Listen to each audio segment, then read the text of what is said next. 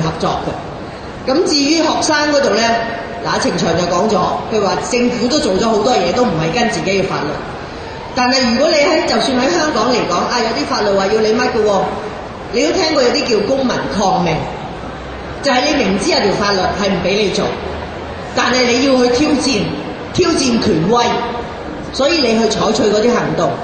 而採取嗰啲行動嘅時候呢，你會諗埋有啲咩後果，因為你去挑戰佢，佢亦都唔會咁容易俾你挑戰啦。咁所以呢，如果係學生又好，或者北京嘅人民佢有啲咁嘅膽量，因為佢都嗰陣時都怕，都怒火衝天啊！咁佢要做嘅時候，但係佢哋好多嘢都係好和平嘅喎，即係佢話係你戒嚴，但係我哋都要出嚟。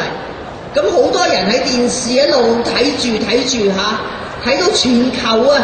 你知唔知當時全世界幾多人睇住電視？